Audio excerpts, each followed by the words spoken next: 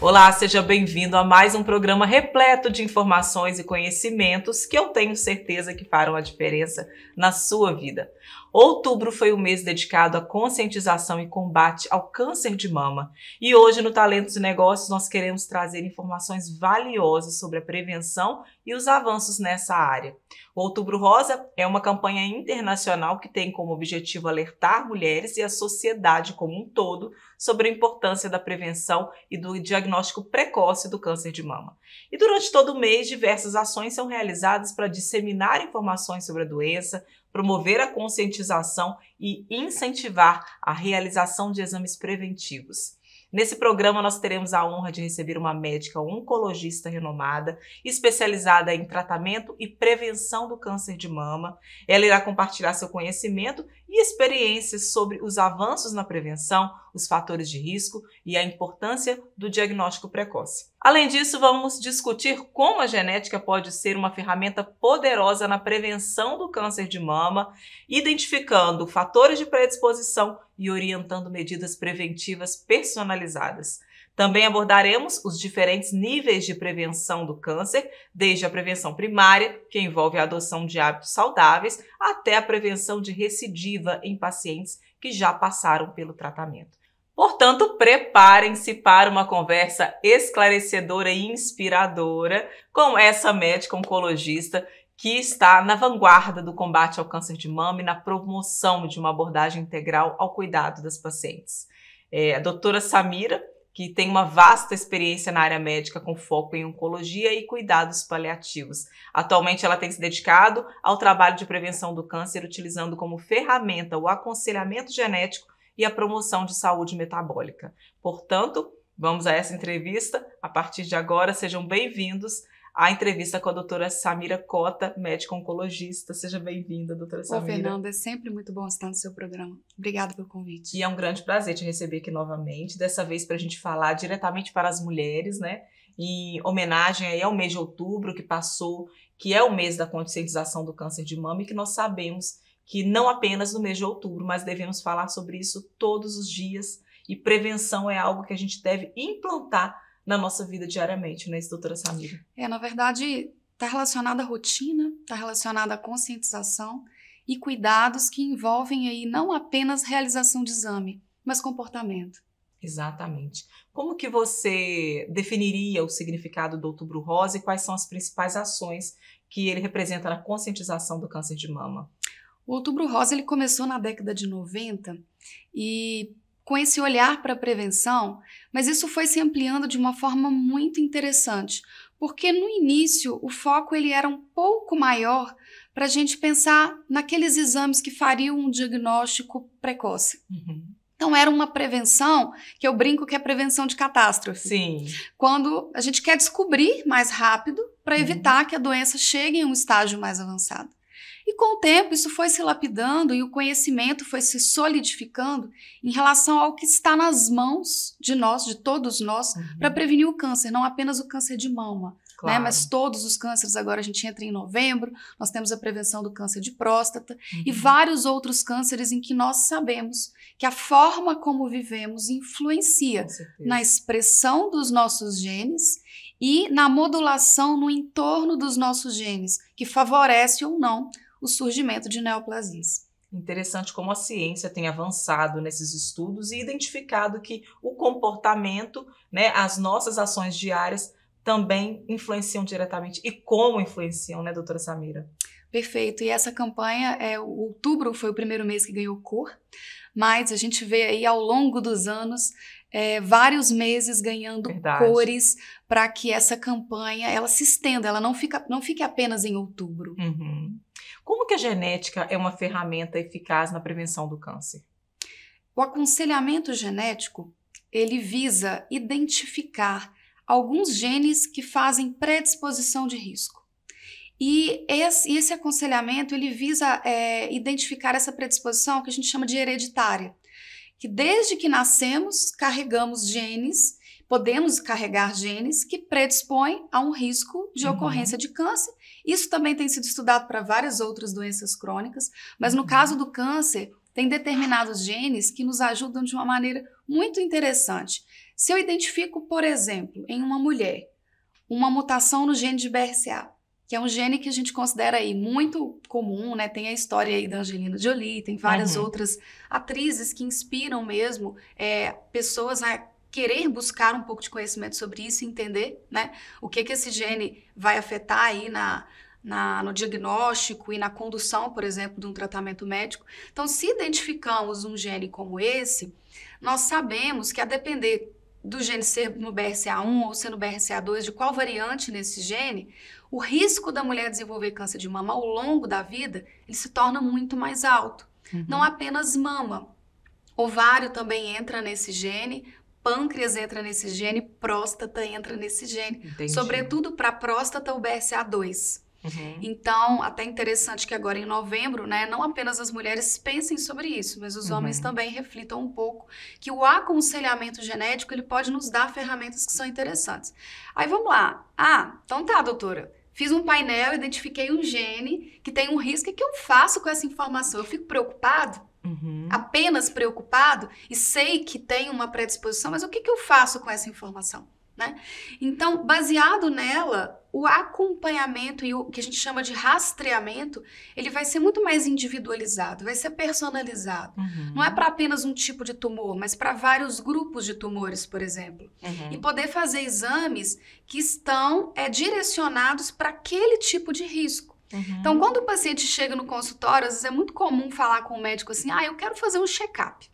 Eu quero fazer uns exames aí para ver se eu tenho câncer, se eu tenho risco de câncer. E aí Isso que eu ia te perguntar. Qualquer pessoa, mesmo que não tenha tido câncer, ela pode fazer esses exames? Ela pode fazer esse rastreamento genético? Como que funciona isso? Pode, mas nós temos algumas indicações que são bem específicas no sentido de colher a história da família e identificar se na história daquela família existem pistas, existem critérios, né, que gerem realmente, que levantem, acendam a luz do risco de ter uma síndrome hereditária. Sim. Se eu pego uma pessoa que não tem histórico familiar nenhum de câncer na família, é muito tranquilo, ou é um câncer assim, numa prima distante. Isso que eu ia te falar também. Qual seria o risco, né? Qual seria o parentesco mais próximo, no caso? Primeiro grau. Tio, primeiro e segundo grau.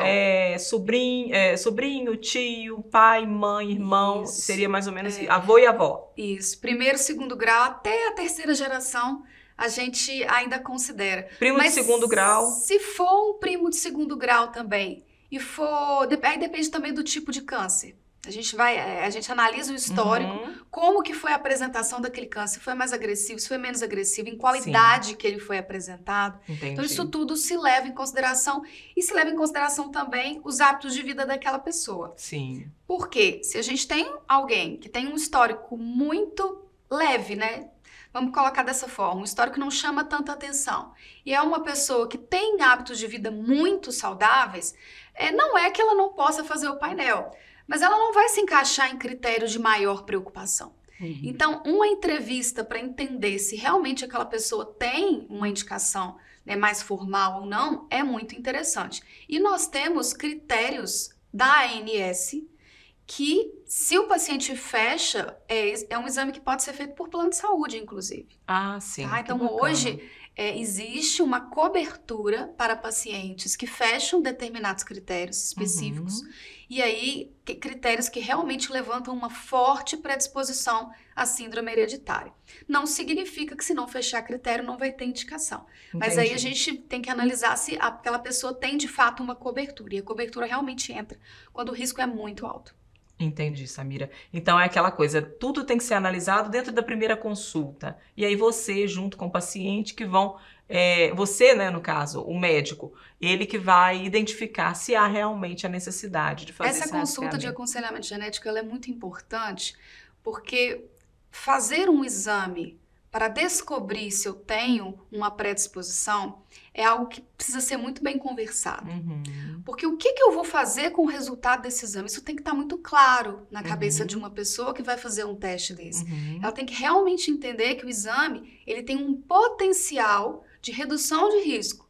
Ele não é simplesmente para deixar uma pessoa preocupada, Uhum, claro. por exemplo. Exatamente. O que fazer da agora para frente, né? Depois desses O que eu resultados. faço com essa informação de forma que isso me gere uma consciência que até vai me tranquilizar. Com Porque se eu certeza. tenho um histórico e eu estou preocupada com o meu histórico, a partir do momento que eu identifico um risco e eu compreendo o que aquele risco gera para mim, eu sei as ferramentas que eu vou utilizar para reduzir ao máximo aquele risco. Com certeza. Quais são as estratégias mais eficazes na prevenção primária do câncer, Samira? A prevenção primária, então, é quando a gente quer que a doença não aconteça, né?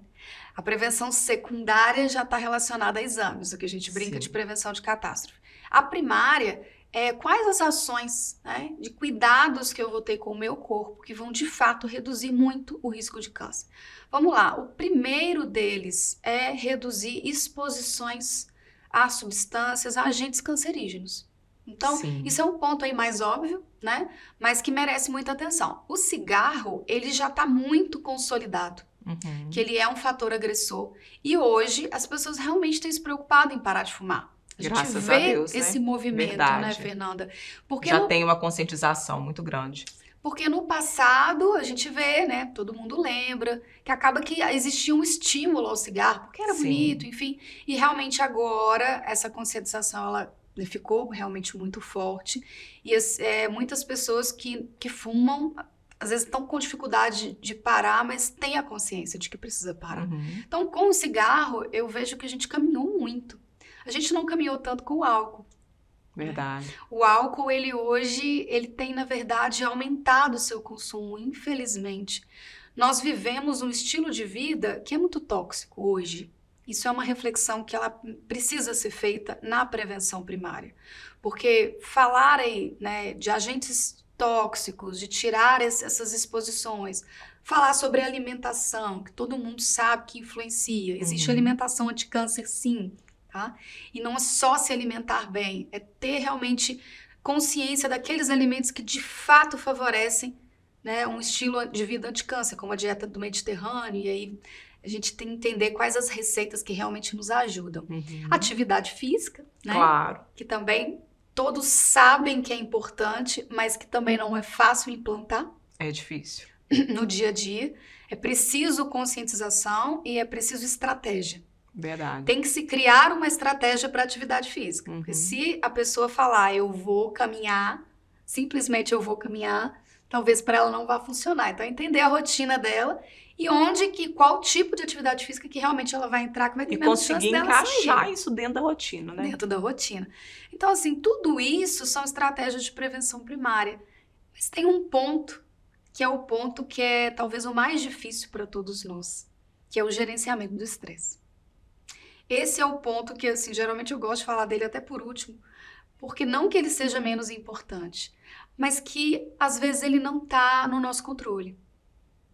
Então, é muito interessante parar para pensar em quais os pilares da vida que estão sob o meu controle. O que de fato está sob o meu controle? Decidir não fumar? Sim, decidir não me expor a determinadas substâncias que estão em determinados alimentos industrializados, ter uma Uhum. dieta mais limpa, uma dieta de comida de verdade, isso é escolha. Fazer atividade física é uma escolha. Decidir fazer uso de álcool de maneira bem esporádica, sem os abusos, isso é uma escolha. Mas às vezes o estresse a gente não escolhe. Não, verdade. A E gente não não sabe escolhe. como lidar com ele. É claro que se eu tenho um estilo de vida que meu corpo está mais preparado fisicamente, estruturalmente, alimentando bem, né, tendo uma rotina legal, eu estou mais preparada para gerenciar o meu estresse. Então, é interessante pensar que se esse pilar da vida, que é o do gerenciamento do estresse, não tá legal, vamos reforçar todos os outros para que me dê mais condição de tentar gerenciar isso de uma forma um pouco mais saudável. E lembrar que ninguém precisa estar sozinho, não é, Fernando? Então, Com certeza. buscar ajuda de um profissional, de um psicólogo, ou mesmo, né, também de um médico nesse momento, isso é fundamental para que se consiga esse gerenciamento. Mas é um ponto que hoje na vida é o pilar talvez mais crítico e mais delicado, tá? Verdade. Porque esse estresse dispara em um nível de cortisol no nosso corpo que influencia a nossa epigenética, influencia o nosso microbioma intestinal e de uma forma aí, bem complexa dentro da engenharia da imunidade do nosso corpo, a gente abaixa as nossas defesas. Nossa. Tá? Então é muito comum pessoas, mas eu sou muito saudável, eu faço tudo certinho e eu tive um câncer. Se a gente for parar, estudar a vida daquela pessoa, às vezes é esse que é o pilar. Que faltou, né? Que infelizmente... Às vezes foi aquele estresse, foi aquele momento, né, que as emoções realmente foram abaladas e predispôs aí aquele organismo. E acabou permitindo que o corpo não desse conta de eliminar uma célula que se mal formou ali e que o corpo tem capacidade de eliminar, mas por alguma razão a gente abaixou a guarda, abaixou a nossa vigilância, os nossos mecanismos de reparo não estavam ativos e aí aconteceu.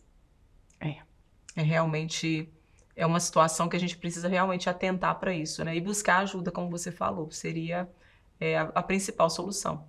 É verdade. Bom, a gente vai continuar conversando daqui a pouquinho. Vamos para um rápido intervalo. Não saiam daí, que tem muito mais informações importantes no próximo bloco. Talentos e Negócios volta já.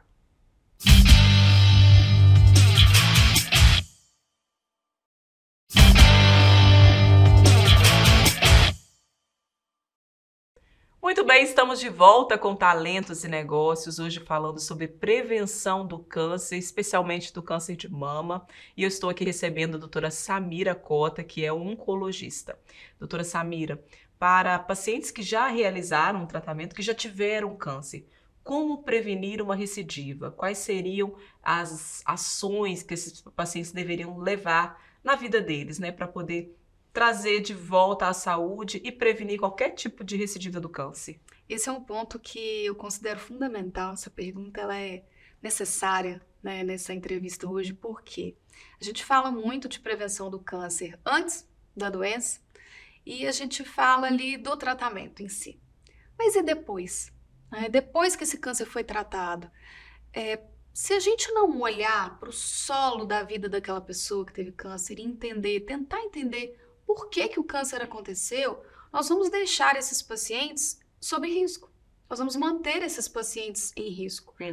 Porque é como se nós fôssemos uma planta.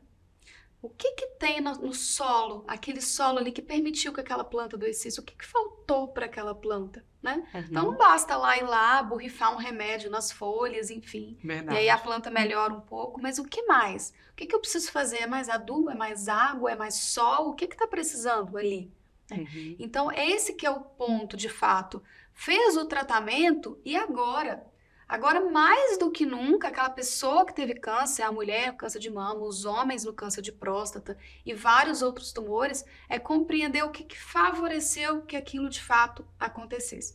Então, o primeiro ponto, que é muito necessário, aconselhamento genético. Com certeza, todos os pacientes que tiveram câncer e trataram câncer merecem uma entrevista para entender se ele é um candidato ou não, a compreender melhor a sua genética e ver se há informações relevantes que a gente pode obter de um mapeamento para auxiliar na prevenção futura. Então, esse é um dos pontos. O outro ponto é voltar na nossa discussão anterior sobre os pilares da vida. Refletir sobre cada um deles. Cada um deles. Vamos pegar exemplo aí de uma mulher que em determinado momento teve uma questão emocional muito forte. Vamos colocar, tem histórias que são realmente fortes, às vezes a perda de um filho, perda de alguém que era amado, perdas de várias formas, né? Como que aquela mulher lidou com aquilo, né? E é muito comum a gente ver essas histórias que aconteceram ali, às vezes, há menos de 5 anos atrás do câncer, e o câncer acontece logo depois. Será que houve um gerenciamento legal? Será que essa pessoa estava em um processo terapêutico? Ela obteve ajuda? Se não obteve, ok, agora vamos olhar para frente. Ela tratou o câncer, ela teve aquele tratamento ali para cura física, mas se a cura espiritual e a cura mental não acontecerem, nós estamos ali com um gatilho constante que pode favorecer tanto recidiva quanto novos tumores. Então, pensar nesse pilar é fundamental. Embora seja o mais delicado, como nós falamos, para a gente manejar, mas ele é base, né, para tudo. E fortalecer os demais, rever todos os nossos atos, né? A gente está comendo comida de verdade? Né? A primeira pergunta, não tem como. E isso é um ponto que é muito fácil de ser manejado, verdade. Porque ele é uma decisão. Então, assim, você decide, eu decido. Depende só de você querer. Decido o que eu quero comer, eu decido o que eu quero colocar no meu corpo.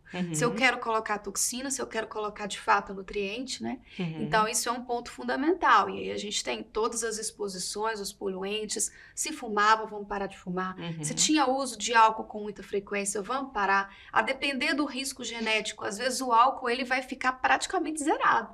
Né? Se a gente tiver um risco genético muito alto, esse álcool vai entrar para brindar em um evento, né? Não é terrorismo nutricional, é individualização. Né? E muitas vezes, Samira, quando a pessoa não toma esse cuidado, depois de se curado de um câncer, acaba voltando.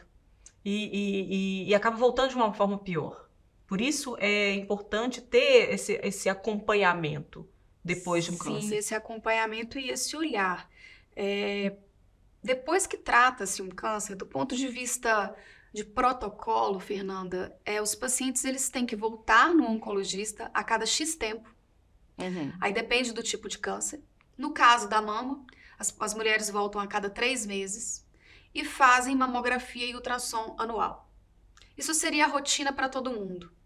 Mas se nós fizermos isso, apenas isso, ver a mulher, acompanhar ali em consulta, saber como é que está de sintoma, pedir essa mamografia e esse ultrassom anual, eu estou simplesmente tentando identificar se o câncer voltou e pegar ele mais rápido. É só isso que a gente quer? Não é só isso que a gente quer muito mais do que isso.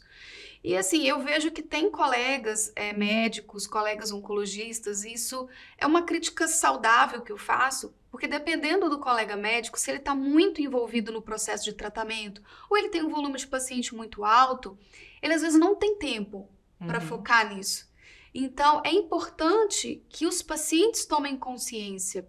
Essa criação de consciência, divulgar esse tipo de informação, é algo que cada paciente tem que observar, igual quem está vendo a nossa entrevista aqui, se fez sentido para ele, independente do seu oncologista estar ou não estimulando, né, e revendo esses hábitos, ele tem que parar e pensar, não, eu quero esse olhar, eu quero ter um acompanhamento nesse sentido que foque nisso. E nós temos muitos profissionais que fazem isso, não só oncologistas, ginecologistas, urologistas, que pensam na saúde como um todo.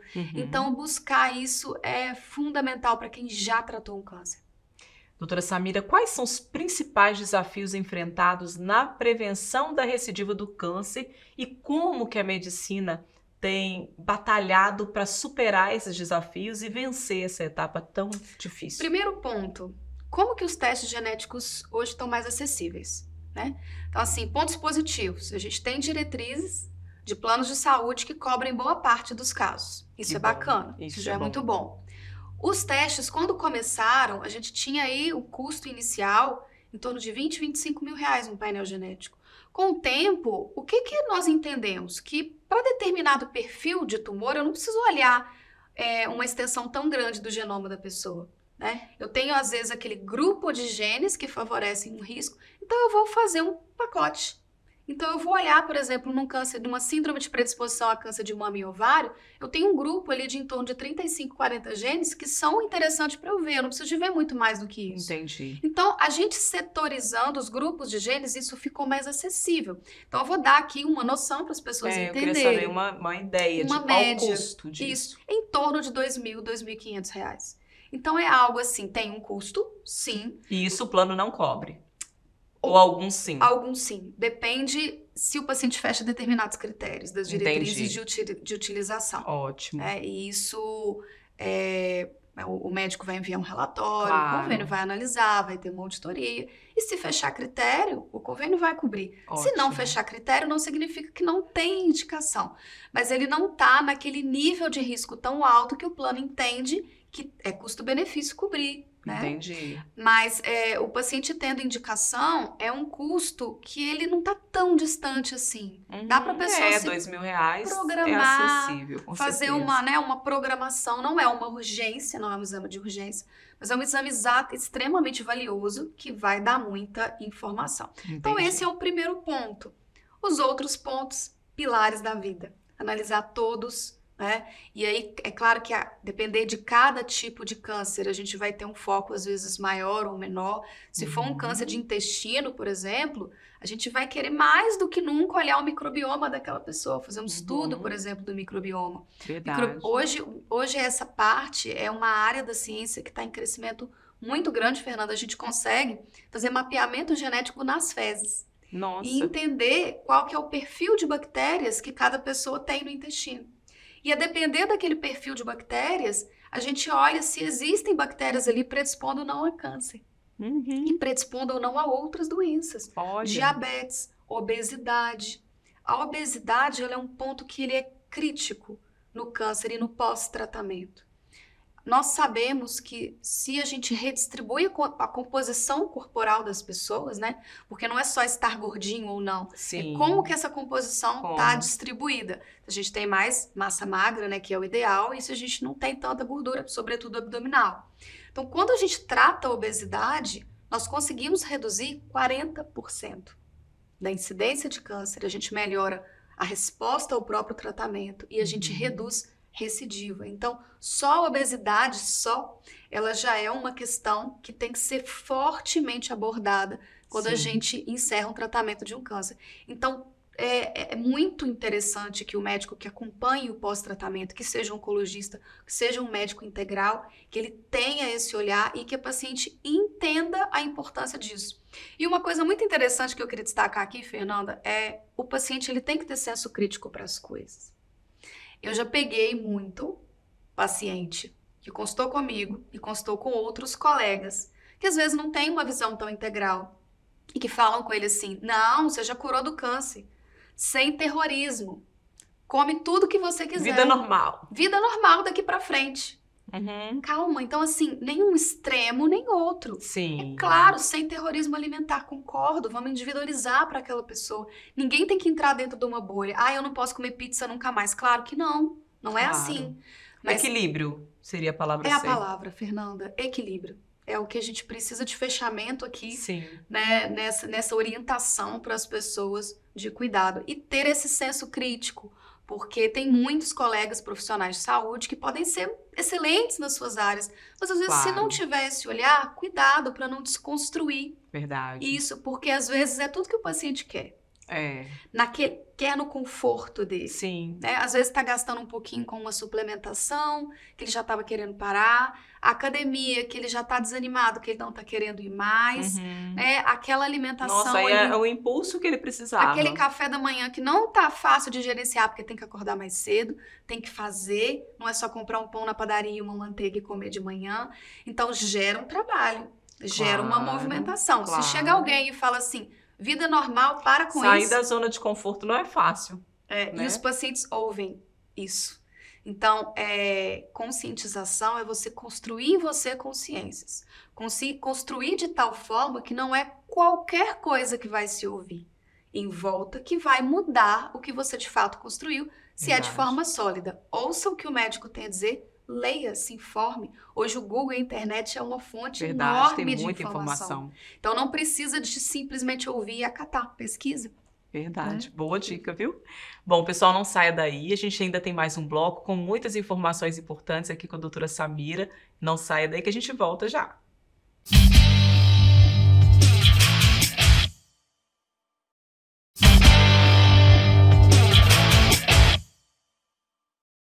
Já estamos de volta para o último bloco do programa Talentos e Negócios, hoje conversando sobre o câncer, tratamento, prevenção do câncer em geral, especialmente do câncer de mama, aqui com a doutora Samira Cota, oncologista.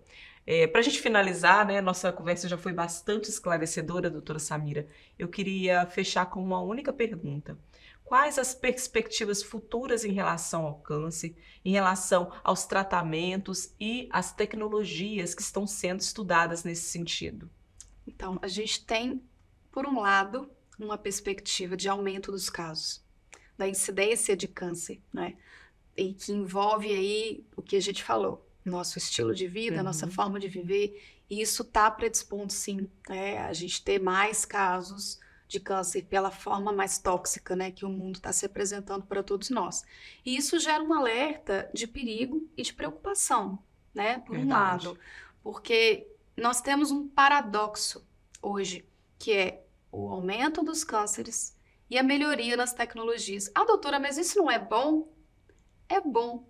Mas as tecnologias hoje, elas vêm cada vez com um custo mais alto, Fernanda.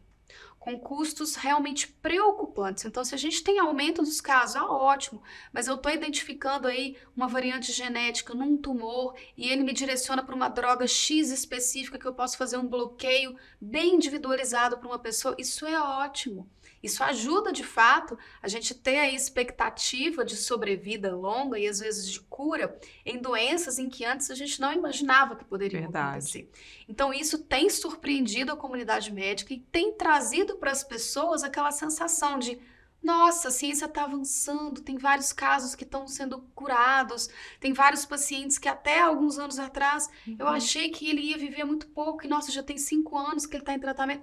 Isso é ótimo, esse avanço ele é muito bom, mas isso está batendo e esbarrando num custo que ele está se tornando um grave problema.